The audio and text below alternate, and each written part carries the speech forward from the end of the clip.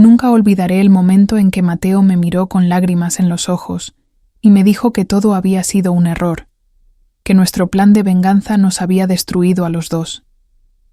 Estábamos sentados en el mismo café donde todo comenzó, ese lugar que solía ser de él y su ex, y que ahora era testigo de cómo dos personas que se odiaban habían terminado enamorándose de la peor manera posible. Tenía 24 años. Había planeado hacerlo sufrir como él me hizo sufrir a mí, pero lo que no calculé fue que jugar con fuego nos iba a quemar a ambos. Y cuando él puso su mano sobre la mía y me confesó que ya no sabía qué era real y qué era parte del juego, supe que habíamos cruzado una línea de la que no había vuelta atrás. Si alguna vez planeaste vengarte de alguien y las cosas se salieron completamente de control, esta historia es para ti. Suscríbete a Amor, Traición y Venganza y déjame saber en los comentarios si alguna vez jugaste con fuego y también te quemaste, porque lo que voy a contarte va a hacerte replantear todo lo que creías sobre el amor, el odio y esa línea tan delgada que los separa. Pero para que entiendas cómo dos personas que se odiaban terminaron destruyéndose y enamorándose al mismo tiempo, tengo que llevarte 8 meses atrás, cuando Mateo Reyes era solo el enemigo, el tipo que me había arruinado la vida, y yo todavía no sabía que mi sed de venganza me iba a costar mucho más de lo que estaba dispuesta a pagar. 8 meses antes yo era Valeria Mendoza, 24 años, Community Manager freelance trabajando desde mi departamento en La Condesa. Mi vida era bastante normal, o eso creía. Tenía mi círculo de amigos, mis proyectos, mis rutinas de yoga los domingos y mis noches de vino con mi mejor amiga Sofía. Pero había algo, o más bien alguien, que había dejado una marca profunda en mi vida, y ese alguien se llamaba Mateo Reyes. Mateo y yo nunca fuimos pareja. Eso es lo primero que necesito que entiendas. Nunca salimos, nunca fuimos novios, nunca hubo nada oficial entre nosotros. Pero durante 6 meses, desde que nos conocimos en un evento de networking hasta que todo se fue al diablo, hubo algo. Mensajes a todas horas, llamadas que duraban hasta la madrugada, miradas que decían más que 1000 palabras, cenas que se sentían como citas, pero que él nunca llamó citas. Él trabajaba en publicidad. Era de esos tipos carismáticos que iluminan cualquier lugar donde entran, con su sonrisa perfecta y su habilidad para hacer que te sintieras como la única persona en el mundo cuando te hablaba. El problema con Mateo era simple y devastador a la vez. Tenía novia. Bueno, exnovia oficialmente, pero novia en la práctica. Se llamaba Camila, también trabajaba en publicidad, y según él, estaban en ese limbo del apenas terminamos pero seguimos hablando. Me juró 1000 veces que ya no había nada entre ellos, que solo mantenía contacto por trabajo, que ella no podía soltarlo pero que él ya había pasado la página. Yo, como la idiota enamorada que era, le creí cada palabra. Durante esos 6 meses viví en una montaña rusa emocional. Había días donde Mateo era todo conmigo, donde me hacía sentir especial, importante, deseada. Y había días donde desaparecía, donde me dejaba en visto, donde cancelaba planes de último minuto con excusas vagas. Mis amigas, especialmente Sofía, me advertían constantemente. Me decían que un tipo que no puede definir lo que quiere no vale la pena, que si realmente le interesara, no me tendría en ese limbo horrible, que merecía a alguien que me eligiera sin dudas. Pero yo no quería escuchar. Porque cuando Mateo estaba presente, literal sentía que volaba. Me mandaba canciones que le recordaban a mí. Me decía que nunca había conectado así con nadie. Me prometía que solo necesitaba tiempo para cerrar bien las cosas con Camila. Y yo esperaba. Esperaba como una tonta mientras él decidía entre ella y yo, como si mi tiempo y mis sentimientos no valieran nada. La primera señal clara de que algo no estaba bien fue cuando lo vi en Instagram en una historia de un amigo mutuo. Era una fiesta de la agencia donde trabajaba, y ahí estaba él, con su brazo alrededor de Camila, sonriendo como si fueran la pareja más feliz del mundo. Sentí que me faltaba el aire. Le mandé mensaje preguntándole qué onda, y me dejó en visto durante 3 horas. Cuando finalmente contestó, me dijo que era complicado, que había ido porque era un evento de trabajo, que Camila se le había acercado y él no quiso hacer un drama en público. Debí terminar todo ahí, pero no lo hice, porque al día siguiente apareció en mi departamento con mi café favorito y esos ojos que me derretían, diciéndome que yo era importante para él, que solo necesitaba un poco más de tiempo. Y yo le abrí la puerta, literal y metafóricamente. El momento que cambió todo llegó un viernes por la noche.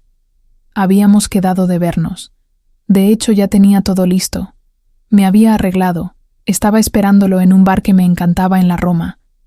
Y entonces, media hora antes de la hora acordada, me mandó un mensaje diciendo que lo sentía mucho, pero que había surgido algo de último minuto con un cliente. Típico de Mateo, pero esta vez algo en mi interior se quebró. Abrí Instagram, solo para distraerme, y ahí estaba. Una historia de Camila, subida hace apenas 10 minutos.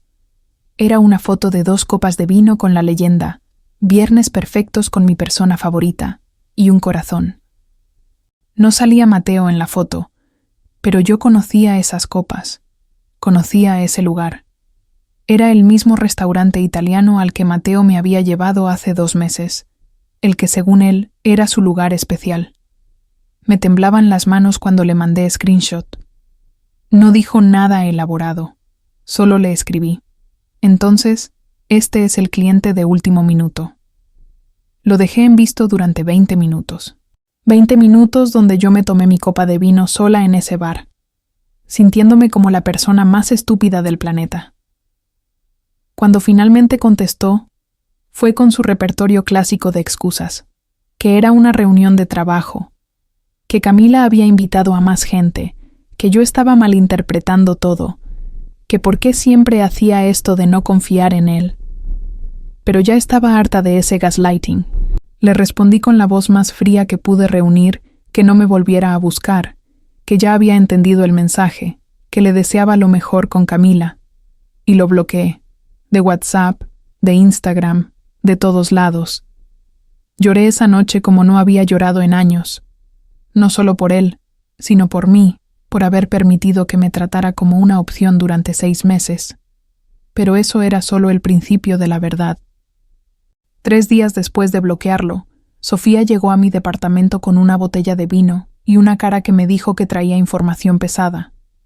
Se sentó en mi sala, tomó aire y me dijo que tenía que contarme algo, pero que no quería lastimarme más. Le dije que me dijera lo que fuera, que ya no podía sentirme peor. Me contó que su primo trabajaba en la misma agencia que Mateo y Camila, y que toda la oficina sabía que ellos nunca habían terminado realmente. Que durante todos esos meses que Mateo me decía que estaba soltero, que solo mantenía contacto laboral con Camila, en realidad seguían juntos. No oficialmente en redes sociales, porque Camila era de esas personas privadas que no subían nada de su relación, pero juntos al fin y al cabo. Salían, dormían juntos. Ella tenía ropa en su departamento. Incluso habían ido juntos a Cancún hace 2 meses mientras él me decía que estaba visitando a su familia en Monterrey. Sentí que el piso desaparecía bajo mis pies. No solo me había mentido sobre estar soltero, me había hecho la otra durante 6 meses y yo ni siquiera lo sabía. Yo había sido la otra, la distracción, el plan B, mientras él tenía su vida perfecta con Camila.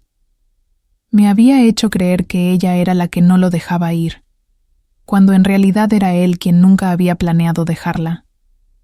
Sofía me abrazó mientras yo lloraba de rabia más que de tristeza, rabia conmigo misma, por haber ignorado todas las señales, por haber creído sus palabras bonitas, por haberle dado tanto poder sobre mis emociones, pero también rabia contra él, contra su cinismo, contra lo fácil que le había resultado jugar conmigo. Cuando descubrí la magnitud de su mentira, algo dentro de mí se endureció. Ya no quería llorar, ya no quería sentir lástima por mí misma. Quería que él sintiera aunque fuera una fracción del dolor que me había causado. 2 semanas después del descubrimiento, estaba en un café trabajando cuando apareció Santiago, el hermano mayor de Mateo. Santiago y yo nos habíamos conocido brevemente un par de veces cuando Mateo y yo salíamos, pero nunca habíamos hablado más allá de saludos cordiales. Era arquitecto, 3 años mayor que Mateo, y había algo en él que siempre me había parecido completamente opuesto a su hermano. Una especie de seriedad tranquila, de presencia sin necesidad de ser el centro de atención. Se acercó a mi mesa con una expresión entre incómoda y genuinamente preocupada. Me preguntó si podía sentarse, que necesitaba hablar conmigo. Mi primer instinto fue decirle que no tenía nada que hablar con nadie de la familia Reyes, pero algo en su mirada me detuvo. Se sentó y fue directo al punto.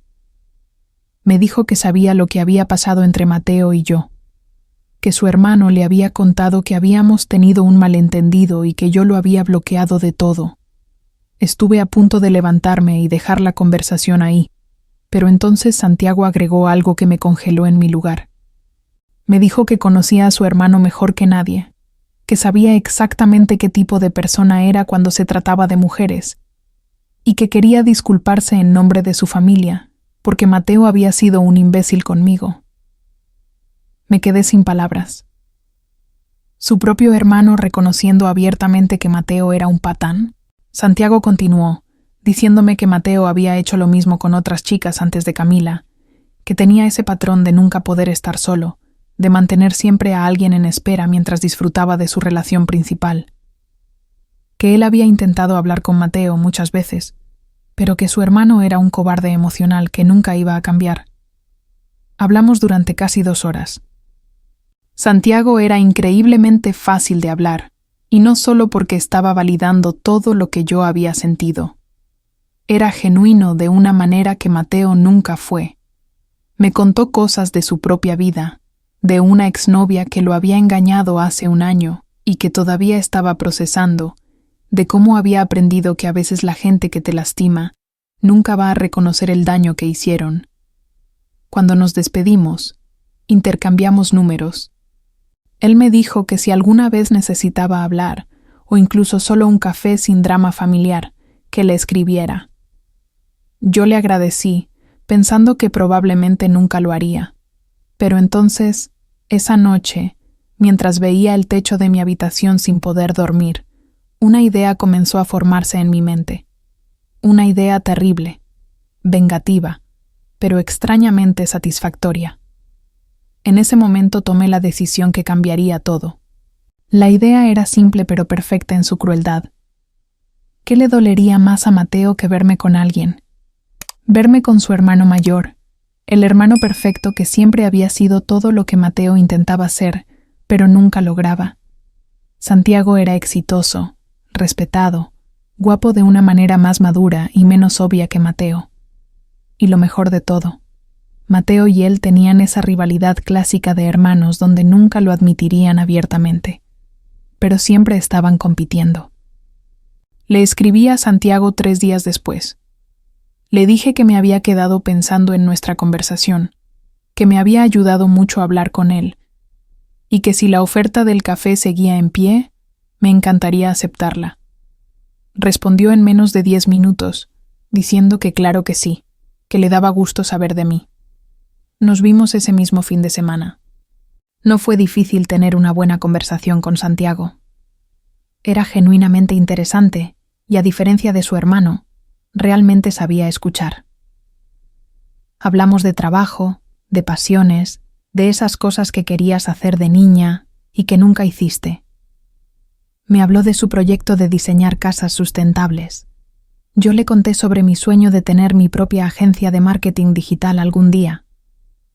Y entonces, en un momento de silencio, mientras tomábamos la segunda taza de café, le dije algo que cambiaría todo.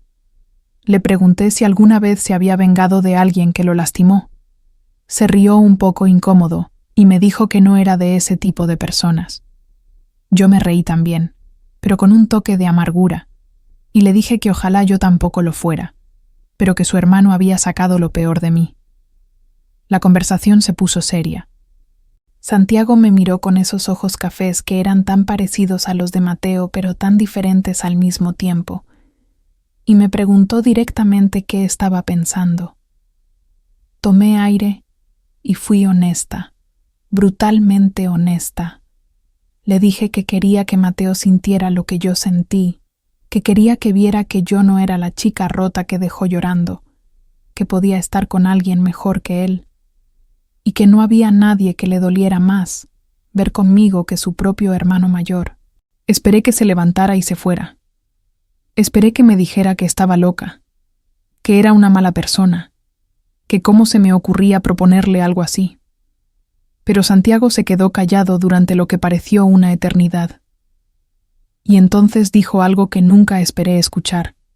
Me dijo que su ex lo había engañado con un compañero de trabajo de él, alguien que él consideraba su amigo, y que todavía había días donde desearía poder borrar esa imagen de su cabeza. Que entendía perfectamente ese deseo de que la persona que te lastimó sintiera aunque fuera un poco de tu dolor. Y entonces, con una media sonrisa que no llegaba a sus ojos, me preguntó exactamente cómo imaginaba que funcionaría ese plan. Pasamos las siguientes 2 horas delineando lo que sería nuestro pacto. No sería nada serio. Solo apareceríamos juntos en lugares donde sabíamos que Mateo podría vernos o enterarse. Subiríamos algunas fotos sutiles a redes sociales, nada exagerado, solo lo suficiente para que fuera obvio que estábamos pasando tiempo juntos. La regla principal era simple.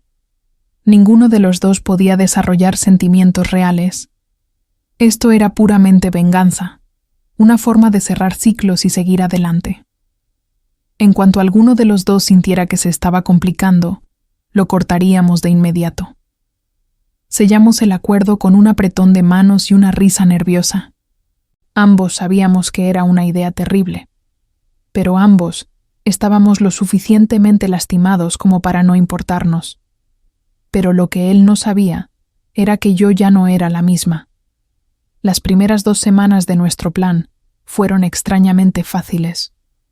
Santiago y yo nos veíamos 2 o 3 veces por semana, siempre en lugares públicos, siempre dejando pistas sutiles en redes sociales. Una foto de mi café junto al suyo, una historia de él en mi lugar favorito de la Condesa, un post mío en una exposición de arquitectura con un «gracias por traerme», sin etiquetar a nadie, pero obvio para quien supiera. Lo raro era que no se sentía forzado. Santiago era fácil de estar, no como Mateo que siempre necesitaba ser el centro de atención. Con Santiago podíamos pasar horas en silencio cómodo, trabajando cada uno en lo suyo en un café, o tener conversaciones profundas sobre la vida, el amor, el futuro. Me hacía reír de maneras diferentes, no con chistes obvios, sino con observaciones inteligentes sobre las cosas absurdas de la vida cotidiana. Empecé a notarlo cuando me sorprendía emocionada porque él me había escrito, o cuando me arreglaba un poco más antes de verlo, incluso sabiendo que nadie nos iba a ver. Sofía fue la primera en notarlo también. Me dijo que la forma en que hablaba de Santiago era completamente diferente a como hablaba de Mateo, que mis ojos brillaban diferente, que mi sonrisa era genuina y no esa sonrisa nerviosa que tenía cuando estaba con su hermano. Yo lo negaba. Me repetía a mí misma que esto era solo venganza, que Santiago era solo una herramienta para herir a Mateo, que no podía estar desarrollando sentimientos reales por él.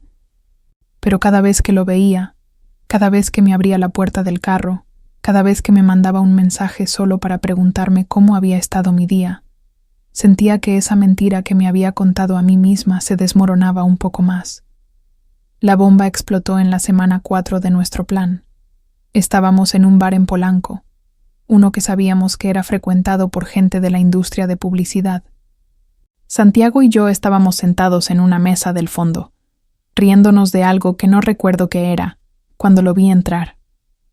Mateo, con Camila del brazo, luciendo como la pareja perfecta que siempre habían sido en su mundo de mentiras. Tardó menos de 5 minutos en vernos. Vi cómo su mirada se paseaba casualmente por el bar, cómo se detenía en nuestra mesa, cómo su cerebro procesaba la información de lo que estaba viendo. Su hermano mayor, conmigo, riéndonos, con mi mano descansando casualmente cerca de la suya sobre la mesa. La cara de Mateo pasó por varias expresiones en segundos. Confusión, shock, rabia y algo que me dio una satisfacción terrible ver. Dolor. Se excusó con Camila y caminó directo hacia nuestra mesa.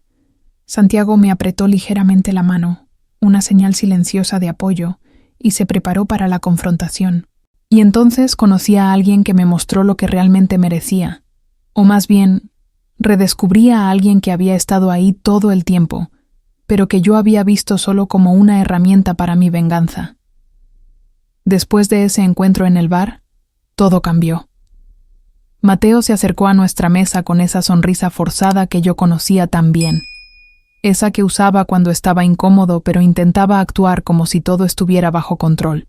Saludó a Santiago con un abrazo de hermanos que se sentía tenso, y luego me miró a mí como si no pudiera creer que estaba ahí. Me preguntó con un tono casual pero cargado de algo más que cómo estaba, que cuánto tiempo sin saber de mí, que se alegraba de verme bien. Yo le respondí con la misma energía superficial, diciendo que todo excelente, que la vida había estado muy buena últimamente. Santiago se mantuvo callado pero protector, con su mano ahora claramente sobre la mía en la mesa, enviando un mensaje obvio. Mateo captó el mensaje. Vi cómo sus ojos se movían hacia nuestras manos, cómo su mandíbula se tensaba. Le dijo a Santiago que necesitaban hablar, que era urgente, pero Santiago solo le respondió que ahora estaba ocupado, que le marcara después si era importante. La frialdad en la voz de Santiago era algo que nunca había escuchado antes, y me di cuenta de que él también estaba molesto con su hermano, no solo por mí, sino por todo lo que Mateo representaba. Mateo regresó a su mesa con Camila, pero durante el resto de la noche lo sentí mirándonos. Cada vez que Santiago se inclinaba para decirme algo al oído, cada vez que yo me reía, podía sentir la intensidad de su mirada. Camila también nos veía, probablemente preguntándose quién era yo y por qué su novio estaba tan obviamente perturbado por mi presencia. Cuando salimos del bar esa noche, Santiago y yo caminamos en silencio hasta su carro. Una vez adentro, ninguno de los dos dijo nada durante varios minutos. Finalmente, él rompió el silencio diciéndome que lo sentía, que no había imaginado que Mateo reaccionaría tan fuerte, que si yo quería parar todo esto, él lo entendería perfectamente. Pero yo no quería parar. Le dije que esto era exactamente lo que habíamos planeado, que Mateo necesitaba ver que yo había seguido adelante, que estaba bien sin él. Santiago asintió, pero había algo en sus ojos que me decía que él tampoco estaba tan convencido de que seguir con el plan fuera buena idea. Los siguientes 2 meses fueron un torbellino emocional. Mateo empezó a buscarme de todas las formas posibles. Me mandaba mensajes desde números desconocidos, porque yo seguía teniéndolo bloqueado. Se aparecía en eventos donde sabía que yo estaría. Le preguntaba a amigos mutuos sobre mí. Me mandó flores a mi departamento con una nota que decía que necesitábamos hablar, que había cosas que nunca me había dicho. Le mandó mensaje a Sofía preguntándole si era verdad que yo estaba con su hermano, que no lo podía creer, que cómo había pasado eso. Cada intento de Mateo por contactarme solo hacía que Santiago y yo pasáramos más tiempo juntos. Nos veíamos casi diariamente ahora, ya no solo para mantener las apariencias, sino porque genuinamente disfrutábamos la compañía del otro. Él me llevaba a conocer proyectos de arquitectura en los que estaba trabajando. Yo lo invitaba a sesiones de fotos que hacía para mis clientes.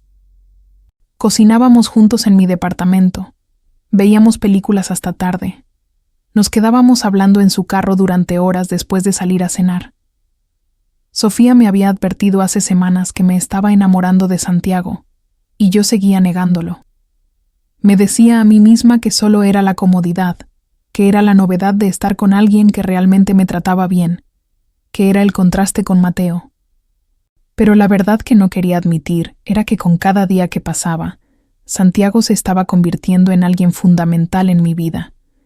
Y lo peor de todo era que yo podía sentir que él también estaba luchando con lo mismo.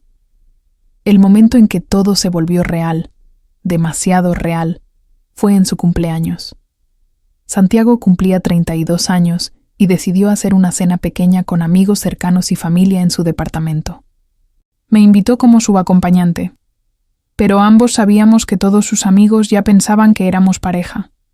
La mayoría de su familia también, excepto sus papás que todavía no sabían nada y Mateo, que estaba invitado pero había dicho que no iba a ir. Llegué temprano para ayudarlo a preparar todo. Nos movíamos por su cocina con una sincronía que solo viene de pasar mucho tiempo juntos, anticipando lo que el otro necesitaba sin necesidad de palabras. Puse música mientras él cocinaba, bailé tontamente mientras picaba verduras, y él se reía de una manera que me hacía sentir cálida por dentro. Sus amigos empezaron a llegar alrededor de las 8.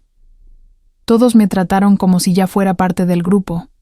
Me preguntaban sobre mi trabajo, me incluían en las conversaciones, me hacían sentir bienvenida de una manera que nunca me sentí en el círculo social de Mateo.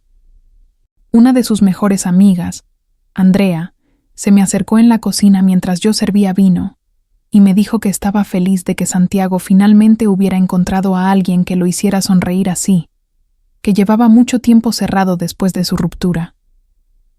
Me sentí terrible, porque todo esto era mentira, ¿verdad? Era un plan de venganza elaborado que se había salido de control. Pero cuando miré hacia la sala y vi a Santiago riendo con sus amigos, cuando nuestras miradas se encontraron y él me sonrió de esa manera que me derretía por dentro, supe que ya no podía seguir mintiéndome a mí misma. Mateo llegó alrededor de las 9:30, cuando la cena ya estaba en pleno apogeo. Llegó solo. Camila no estaba con él, y traía una expresión en el rostro que me dijo que había estado debatiendo si venir o no. Los hermanos se saludaron con esa tensión obvia que todos en la habitación podían sentir. Mateo me miró, intentó saludarme, pero yo solo le di un hola cortés y volví a mi conversación con Andrea. Durante toda la noche, Mateo nos observó. Observó cómo Santiago me pasaba el brazo por los hombros mientras contaba una historia, cómo yo le limpiaba una mancha de vino de su camisa, cómo él me susurraba cosas al oído que me hacían reír. Cada gesto de cariño entre nosotros era una puñalada para él, y yo podía verlo en su cara. Pero lo extraño era que ya no sentía esa satisfacción vengativa que esperaba sentir. Verlo sufrir no me hacía feliz como pensé que lo haría. En cambio, solo me hacía sentir vacía, porque me di cuenta de que ya no me importaba lo que Mateo sintiera. Ya no estaba haciendo esto por venganza. Estaba aquí porque realmente quería estar con Santiago. Más tarde esa noche, después de que todos se hubieran ido excepto yo porque me había ofrecido a ayudar a limpiar, Santiago y yo nos quedamos sentados en su balcón viendo la ciudad. Él rompió el silencio diciendo que necesitábamos hablar, que esto se había complicado de maneras que ninguno de los dos había anticipado. Le dije que lo sabía, que llevaba semanas sabiéndolo pero teniendo miedo de admitirlo.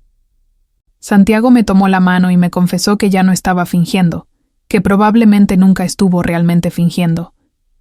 Que sí, al principio le había parecido una idea loca pero atractiva de molestar a su hermano y superar a su ex, pero que en algún punto entre el primer café y esa noche, se había enamorado de mí de verdad. Que cada vez que me veía, le dolía saber que todo esto había empezado como una mentira, como un juego, porque lo que él sentía era lo más real que había sentido en mucho tiempo. Me quedé sin palabras, porque yo sentía exactamente lo mismo, pero decirlo en voz alta significaba admitir que nuestro plan de venganza perfecta se había convertido en el desastre emocional más grande de nuestras vidas. Los días después del cumpleaños de Santiago fueron caóticos. Mateo no dejaba de buscarme, ahora con más intensidad que nunca. Me mandó un mensaje desde el teléfono de Camila diciendo que necesitaba hablar conmigo urgente. que había terminado con ella, que se había dado cuenta de que había cometido el error más grande de su vida al dejarme ir. Le respondí desde el número de Camila, porque sabía que ella iba a leer la conversación, diciéndole que ya era demasiado tarde, que había seguido adelante, que lo que tuvimos nunca fue real de todos modos. Su respuesta fue inmediata y desesperada. ¿Es por mi hermano? ¿De verdad estás con Santiago? ¿O solo lo haces para lastimarme? Esa pregunta me persiguió durante días. ¿Qué estaba haciendo realmente con Santiago? ¿Era amor verdadero o simplemente el resultado de un plan de venganza que se había salido de control? Santiago también estaba lidiando con sus propios demonios. Una noche me llamó pasada la medianoche. Su voz sonaba cansada y vulnerable de una manera que nunca había escuchado antes. Me dijo que Mateo lo había confrontado en su departamento, que habían tenido la peor pelea que habían tenido como hermanos. Mateo le había gritado que cómo podía hacerle eso, que salir con alguien con quien él había estado era cruzar una línea, que si realmente le importaba la familia no estaría conmigo. Santiago me contó que le había respondido que él nunca había estado realmente conmigo, que yo nunca fui su novia, que no tenía ningún derecho sobre mí. Pero entonces Mateo dijo algo que lo había dejado sin palabras. Dime que la amas, mírame a los ojos y dime que realmente la amas, y no que solo estás haciendo esto para joderme como yo te jodí toda la vida siendo el hijo favorito. Y Santiago no había podido responder, porque la verdad era complicada, terriblemente complicada. ¿La amaba? Sí, estaba casi seguro de que sí. ¿Pero habría llegado a amarla si todo esto no hubiera empezado como venganza? ¿Podía construirse algo real sobre cimientos de mentiras y manipulación? Decidimos vernos al día siguiente para hablar, realmente hablar sin escondernos detrás de nuestro pacto original. Quedamos en el mismo café donde todo había comenzado, ese lugar que había sido testigo de nuestro primer encuentro accidental. Cuando llegué, Santiago ya estaba ahí, con 2 tazas de café esperando. Se veía cansado, con ojeras que delataban noches sin dormir. Me senté frente a él y esperé a que hablara. Empezó diciendo que había pasado toda la noche pensando en nosotros, en cómo habíamos llegado a este punto. Me confesó que cuando me propuso seguir con el plan aquella primera vez, no era solo por venganza contra su ex o por molestar a Mateo. Era porque yo le había gustado desde la primera vez que Mateo me llevó a una reunión familiar, pero que nunca había hecho nada porque yo estaba involucrada con su hermano. Que cuando apareció en ese café semanas después y me vio sola, vulnerable pero también fuerte en mi dolor, algo en él había despertado.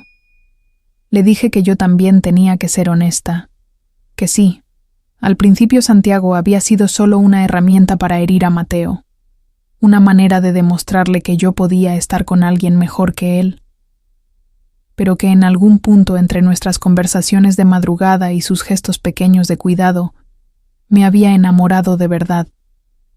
Que la persona que era con él era la versión más auténtica de mí misma, no la chica desesperada por atención que fui con Mateo, sino alguien completa en sí misma que elegía estar con él porque lo hacía feliz, no porque lo necesitara.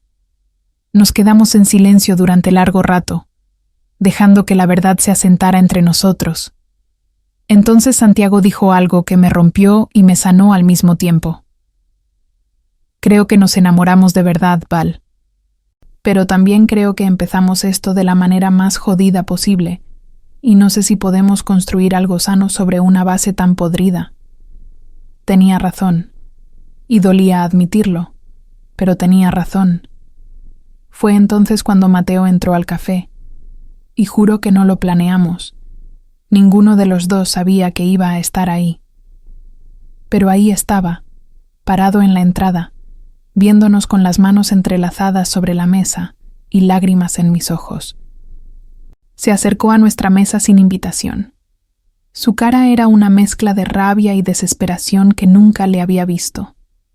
Se dirigió a Santiago primero, diciéndole que era su hermano, que cómo podía hacerle esto, que había cruzado todas las líneas. Santiago le respondió con una calma helada que solo estaba aquí por café, que su vida personal no era asunto de Mateo. Pero entonces Mateo me miró a mí y su expresión cambió. Se veía roto. Me dijo que sabía que lo había cagado conmigo, que había sido un cobarde y un mentiroso, que yo merecía mucho mejor de lo que él me dio, pero que también sabía que lo que yo estaba haciendo con Santiago no era real, que nos estábamos usando mutuamente para llenar vacíos, para vengarnos, para sentirnos mejor con nosotros mismos. Le respondí con la voz más firme que pude que no tenía ningún derecho a opinar sobre mi vida después de haberme mentido durante meses. Que él me hizo la otra sin que yo lo supiera, que jugó con mis sentimientos como si no significaran nada, que me hizo dudar de mi cordura con su gaslighting constante, que si yo estaba con Santiago o no, eso ya no era su problema. Mateo dio un paso atrás como si lo hubiera golpeado físicamente. Miró a su hermano, luego a mí, y con una voz apenas audible dijo: «Espero que sean felices juntos. Espero que cuando se den cuenta de que todo esto empezó como una mentira para lastimarme, puedan perdonarse mutuamente, porque yo sé que nunca me voy a perdonar por haberte perdido de esta manera». Y se fue. Simplemente se dio la vuelta y salió del café, dejándonos a Santiago y a mí sentados en un silencio pesado, con las palabras de Mateo resonando entre nosotros. Santiago fue el primero en hablar. Me preguntó si Mateo tenía razón, si eventualmente nos íbamos a arrepentir de cómo empezó todo esto. Le dije que no lo sabía, que probablemente sí, que era imposible saberlo, pero que también sabía que lo que sentía por él era real, dolorosamente real, incluso si había nacido de las peores intenciones. Nos quedamos ahí durante horas, hablando de todo. De nuestros miedos, de nuestras inseguridades, de cómo ambos habíamos estado tan rotos que habíamos pensado que la venganza nos sanaría, de cómo en lugar de eso nos habíamos roto más pero de maneras diferentes, y de cómo, a pesar de todo, no podíamos imaginarnos no teniendo al otro en nuestras vidas. 3 semanas después de esa conversación en el café, tomamos una decisión que nos sorprendió a ambos. Terminamos. Pero no porque dejáramos de amarnos, sino precisamente porque nos amábamos demasiado como para construir una relación sobre la base envenenada que habíamos creado. Santiago me dijo que necesitábamos tiempo, que necesitaba procesar sus sentimientos sin la sombra de Mateo sobre nosotros, sin la culpa de haber empezado todo como un juego. Yo estuve de acuerdo, aunque me dolió como no tienen idea, porque por primera vez en mi vida estaba con alguien que me trataba exactamente como merecía ser tratada.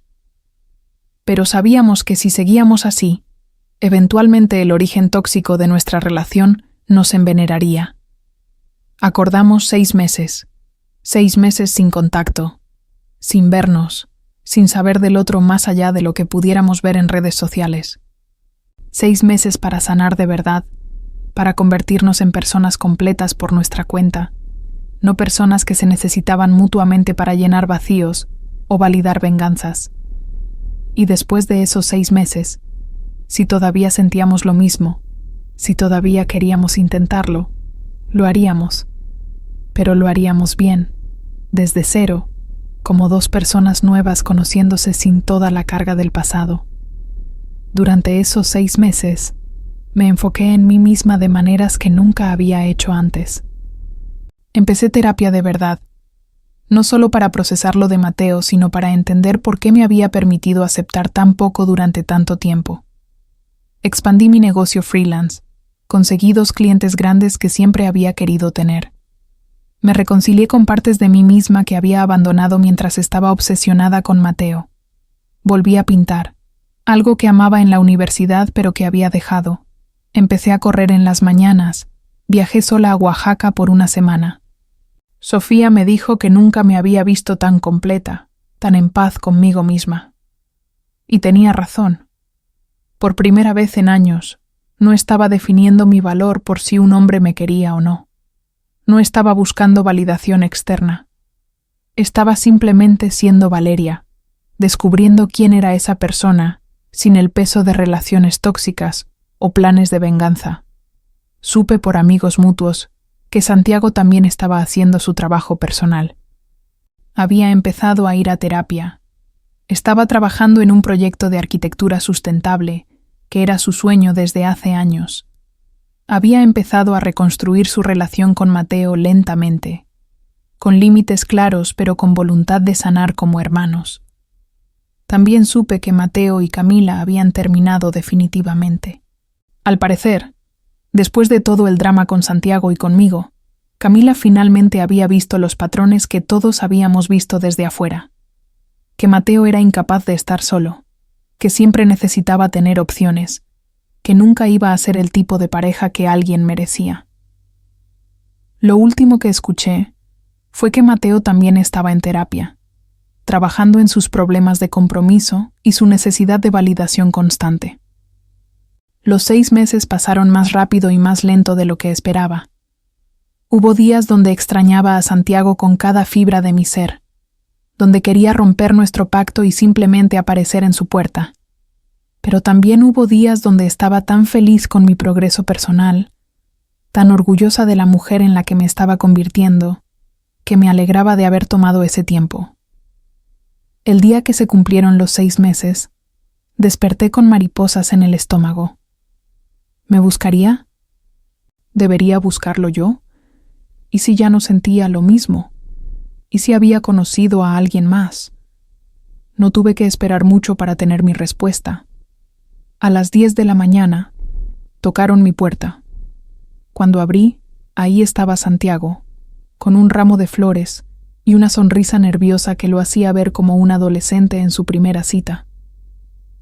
Me dijo, «Hola», que había contado cada día de esos 6 meses, que había pensado en mí cada mañana y cada noche, que había hecho el trabajo de sanar, de convertirse en alguien completo por su cuenta, de procesar toda la culpa y la confusión, y que ahora, 6 meses después, estaba más seguro que nunca de que lo que sentía por mí era real, que era amor de verdad, no producto de venganza o rebeldía o necesidad de llenar vacíos.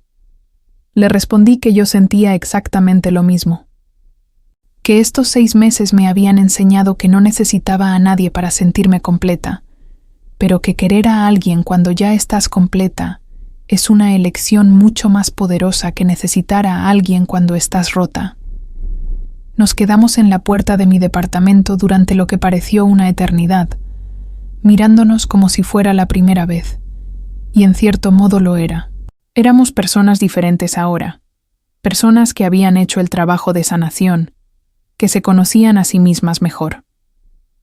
Cuando finalmente nos besamos, fue diferente a todos los besos que habíamos compartido antes. No había venganza detrás, no había plan oculto. No había necesidad de probar nada a nadie. Era solo 2 personas que habían pasado por el infierno juntas y por separado, y que habían decidido que querían intentar construir algo hermoso de las cenizas. Pero hay algo que aún no te he contado, algo que hace que esta historia sea aún más complicada. 2 meses después de que Santiago y yo decidiéramos intentarlo de nuevo, oficialmente esta vez, recibí un mensaje de Mateo. Era largo, claramente escrito y reescrito muchas veces. En él, me pedía perdón de verdad, sin excusas, sin intentar justificar sus acciones. Me contaba que había estado en terapia intensiva, que finalmente había entendido sus patrones destructivos, que había lastimado a tantas personas en su búsqueda de validación constante. Pero lo que me dejó sin palabras fue el final del mensaje. Mateo me decía que aunque le dolía verme con su hermano, aunque al principio había estado lleno de rabia y celos, ahora podía ver que Santiago y yo teníamos algo que él nunca podría haber tenido conmigo. Porque él nunca había estado lo suficientemente sano como para amarme de verdad, solo había sabido necesitarme de maneras egoístas. Pero que veía cómo Santiago me miraba, cómo yo florecía con él, y que eso le daba paz saber que al menos su mayor error había llevado a algo hermoso. Me terminaba diciendo que iba a trabajar en reconstruir su relación con Santiago, que no esperaba mi perdón, pero que quería que supiera que de verdad lo sentía, y que me deseaba toda la felicidad del mundo. Que yo le había enseñado, de la manera más dolorosa posible, que el amor no es posesión, ni juegos, ni mantener opciones. Que es elegir a alguien todos los días y tratarlos como lo más valioso que tienes. Le mostré el mensaje a Santiago esa noche. Él lo leyó en silencio y cuando terminó, vi que tenía los ojos húmedos. Me dijo que Mateo le había mandado algo similar, disculpándose por años de rivalidad y competencia, por haber dejado que su ego dañara su relación como hermanos. Que quería empezar de nuevo, sin comparaciones ni celos. Han pasado 8 meses desde esos mensajes de Mateo. Santiago y yo seguimos juntos, pero de una manera completamente diferente a como empezamos. Ya no hay juegos, no hay venganza, no hay nada que probar. Solo hay 2 personas que se aman de verdad, que eligen estar juntos todos los días, que han aprendido a comunicarse con honestidad brutal cuando las cosas se ponen difíciles. ¿Es fácil? No siempre. A veces la sombra de cómo empezamos aparece en nuestras discusiones, en esos momentos donde uno de los dos duda si lo que tenemos es real o construido sobre arena. Pero hemos aprendido a hablarlo, a recordarnos mutuamente que las personas pueden cambiar, que las relaciones pueden sanar, que no estamos definidos por nuestros peores momentos, sino por cómo elegimos crecer de ellos. Mi relación con Mateo es cordial. No somos amigos, ni creo que lleguemos a serlo nunca. Hay demasiada historia entre nosotros. Pero cuando coincidimos en reuniones familiares, en cumpleaños, podemos estar en la misma habitación sin drama. Él ha empezado a salir con alguien nuevo. Una chica que según Santiago lo está ayudando a ser mejor persona, a comprometerse de verdad. Y genuinamente espero que sea cierto, que haya aprendido de sus errores. La lección más grande que aprendí de todo esto es que la venganza nunca sale como la planeas. Pensé que hacer sufrir a Mateo me daría paz, que verlo arrepentido llenaría ese vacío que dejó en mi vida. Pero lo que realmente me sanó no fue su sufrimiento, fue mi propio crecimiento. Fue aprender a amarme lo suficiente como para no aceptar migajas. Fue descubrir que merezco a alguien que me elija sin dudas, sin juegos, sin mantenerme como opción. ¿Y Santiago? Santiago me enseñó que el amor verdadero no es dramático ni tortuoso. Es paz. Es alguien que te hace café como te gusta sin que tengas que pedirlo, que te abraza cuando estás estresada sin necesitar explicaciones, que te reta a ser mejor pero te acepta exactamente como eres. Es construir algo juntos, no desde la perfección, sino desde la honestidad brutal de 2 personas imperfectas que deciden trabajar en sus imperfecciones juntas. ¿Me arrepiento de cómo empezó todo? Todos los días me hago esa pregunta. La verdad es complicada. Me arrepiento del dolor que causamos, del drama familiar que creamos, de haber usado a Santiago como herramienta de venganza al principio. Pero no me arrepiento del resultado, de haberlo conocido de verdad, de habernos dado la oportunidad de sanar y construir algo real. Creo que a veces las mejores cosas de la vida llegan de las maneras más retorcidas. Y aunque jugamos con fuego y nos quemamos, de esas quemaduras surgió algo más fuerte, más real, más nosotros. Ahora entiendo que el amor no es un juego de venganza. No es sobre ganar o perder, sobre quién sufre más o quién se ve mejor después de la ruptura. El amor real es sobre elegir sanar en lugar de herir, sobre construir en lugar de destruir, sobre ser valiente suficiente para empezar de nuevo incluso cuando empezaste todo mal. Si te identificaste con esta historia, si alguna vez jugaste con fuego pensando que no te ibas a quemar, déjame un like y cuéntame en los comentarios. ¿Vale la pena construir algo real sobre cimientos de venganza? ¿Tú qué habrías hecho en mi lugar? Suscríbete a Amor, Traición y Venganza para más historias como esta.